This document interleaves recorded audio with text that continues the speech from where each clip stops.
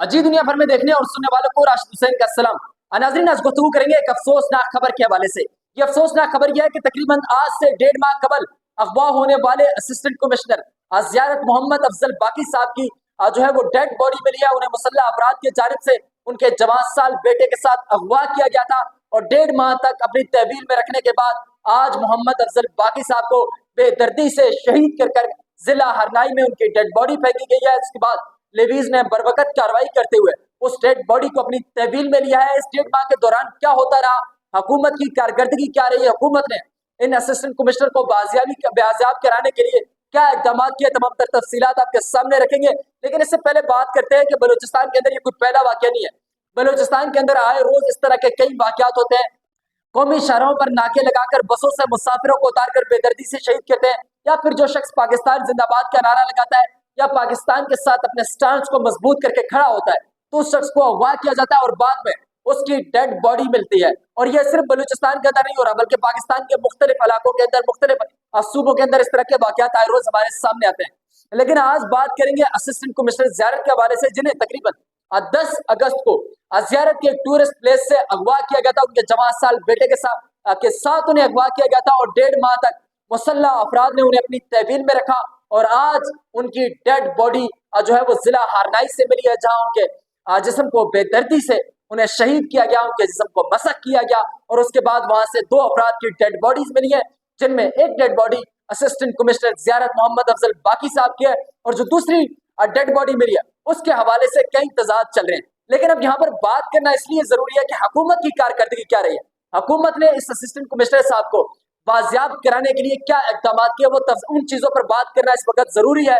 इसके साथ साथ मैं आपको बताता चलूं कि बलूचिस्तान के अंदर तकरीबन आज से 4 माह कबल 4 जून 2025 को असिस्टेंट कमिश्नर मोहम्मद हनीफ नूरजई को भी इसी तरह मुसल्लह अफराद के जानिब से अगवा किया गया था। मुसल्लह अफराद ने अगवा करके उन्हें अपने साथ लेकर गए थे। उसके बाद एक वीडियो पैगाम जो है मुसल्लह तंजीम फितनउल हिंदुस्तान की जो तंजीम है BLF, उनकी तरफ से एक वीडियो पैगाम जारी किया गया था और उसमें बताया गया था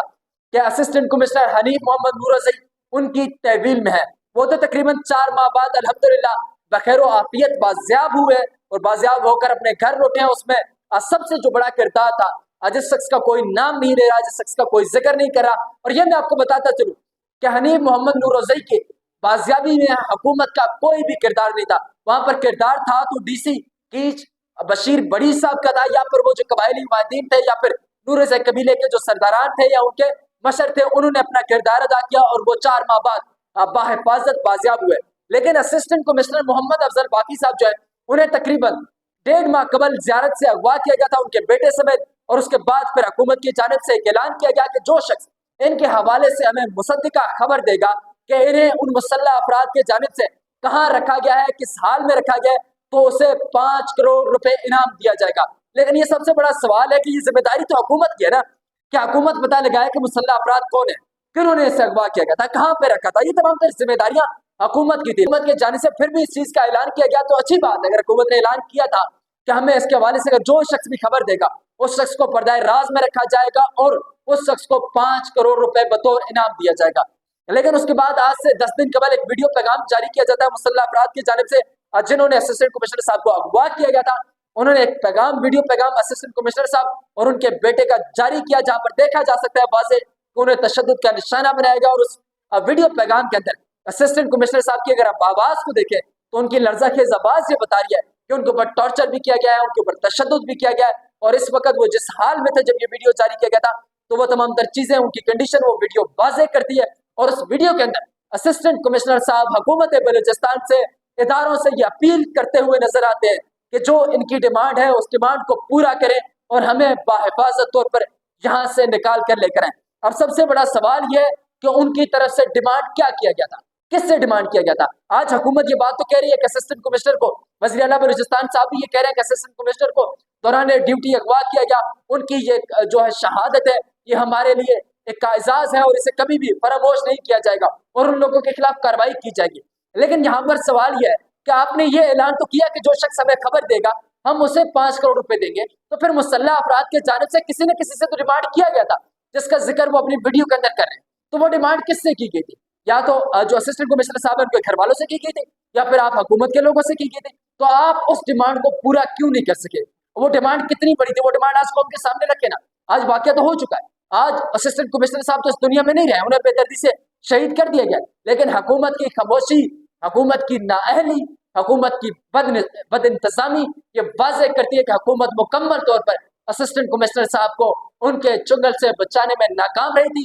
उनको तहफ़्फ़ुज़ देने में नाकाम रही थी। और ये सिर्फ एक असिस्टेंट कमिश्नर साहब की बात नहीं है, इसी तरह ही मुसव्विर काकड़ के साथ हुआ था, जिन्हें 8 माह तक दाइश के लोगों ने अपनी तहवील में रखा और उसके बाद उस बच्चे की डेड बॉडी मिली। आज एक असिस्टेंट कमिश्नर को लोग अगवा करके ले जाते हैं, फिर वीडियो पैगाम जारी करते हैं, अगवा पर तावान मांगा जाता है, पैसे मांगे जाते हैं, डिमांड की जाती है, लेकिन हुकूमत की तरफ से कुछ नहीं किया जाता और खामोशी दिखाई जाती है। साथ साथ एक प्रोपेगेंडा किया जाता है और उसके बाद आज उस असिस्टेंट कमिश्नर साहब को बेदर्दी से शहीद कर कर उनकी डेड बॉडी फेंकी जाती है। लेकिन अब यहाँ पर एक और बात मैं आपको बताता चलूं कि आज दिन को जब 4 बजे ये खबर आई तो सबसे बड़ी हैरत की बात बतौर सहाफी मेरे लिए जो थी कि किसी इदारे को इस चीज का इल्म तक ही नहीं कि हुआ क्या है। एक इदारे के सरबराह ये कह रहे हैं कि जी असिस्टेंट कमिश्नर साहब को उनके बेटे समेत शहीद कर दिया गया। दूसरे जब उस इलाके की इंतजामिया से सहाफियों की तरफ से राब्ता किया गया और उनसे खबर की तस्दीक करने की कोशिश की गई तो उन्होंने कहा कि जी हमें पता नहीं है। यहाँ से लेवीज के जराये ये खबर देते हैं कि जी ये खबर पक्की है,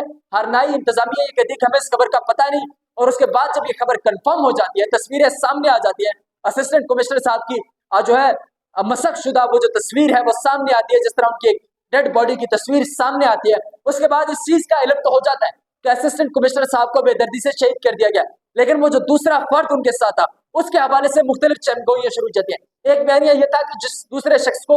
जो है बेदर्दी से शहीद किया गया वो असिस्टेंट कमिश्नर साहब के बेटे हैं। एक तरफ से यह कहा जा रहा है कि जी वो उनके बेटे नहीं, उनका नाम कोई अताउर रहमान है, वो मस्तूम के रहने वाले हैं, उन्हें शहीद किया गया है। अब ये जो चीज है ये बड़ा तजाद बन गया था और इस खबर की तस्दीक न लेवीज की तरफ से की जा रही थी न पुलिस की तरफ से की जा रही थी और हुकूमत को तो इस चीज का पता ही नहीं था। हुकूमत को तो पता तब चला है जब सहाफियों की जानिब से ट्वीट किया गया, जब सहाफियों की जानिब से इस खबर को ब्रेक किया गया, ये खबर टीवी चैनल्स पर चली और उसके बाद वज़ीर आला साहब को होश आया कि पता भी चला कि जी असिस्टेंट कमिश्नर साहब को बेदर्दी से शहीद किया गया। उसके बाद वज़ीर आला बलूचिस्तान के तर्जुमान की तरफ से एक पैगाम जारी किया जाता है और उस पैगाम में कहते हैं कि असिस्टेंट कमिश्नर को दौरान ड्यूटी मुसल्लह अफराद के जानिब से अगवा किया गया था, वो अपने फ़राइज़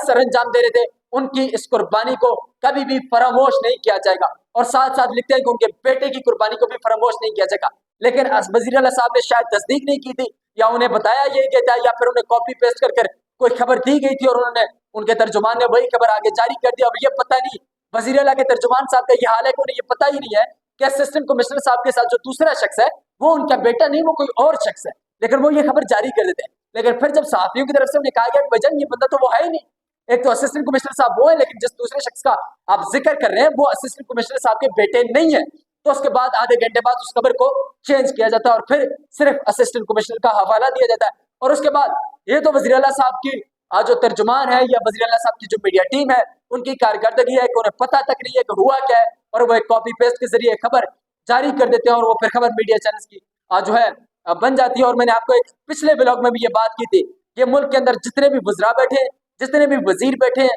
चाहे वज़ीर आला है, चाहे कोई वजीर है, चाहे कोई भी शख्स है, इन्होंने एक बयानिया रटा हुआ है। जब भी कोई वाकया होगा, जब भी किसी शख्स के साथ ज्यादती होगी तो एक खबर जारी होगा कि इस शख्स के साथ ज्यादती हुई है, मुलजिमों को कैफरे किरदार तक पहुंचाएंगे और हम ऐसे मुलजिमों को कैफरे किरदार तक पहुंचाएंगे और इनकी कुर्बानी हमारे लिए अज़ाज़ है, इनकी कुर्बानी को कभी भी ना फरामोश नहीं किया जाएगा। ये बयान इन लोगों ने रटा हुआ है और जो इनके तर्जुमान है वो आए रोज इसी बयान को, जब भी कोई वाकया होता है यही बयान उसी तरह कॉपी पेस्ट करके जारी कर देते हैं और वो खबर चलती रहती है, ना तस्दीक की जाती है, ना पता किया जाता है कि हुआ क्या है और ना ही इन्हें पता होता है। और दूसरी बात फिर उसके बाद गवर्नर साहब की तरफ से भी यही ट्वीट किया गया, गवर्नर साहब के तर्जुमान की तरफ से पैगाम आता है और उस पैगाम के अंदर भी बाप बेटे दोनों का जिक्र होता है। लेकिन आधे घंटे बाद फिर एक सहाफी की जानिब से उनके तर्जुमान को बताया जाता है भाईजान आपकी खबर गलत है, आप सूबे के गवर्नर के तर्जुमान है लेकिन आपको ये पता तक नहीं है कि हुआ क्या है।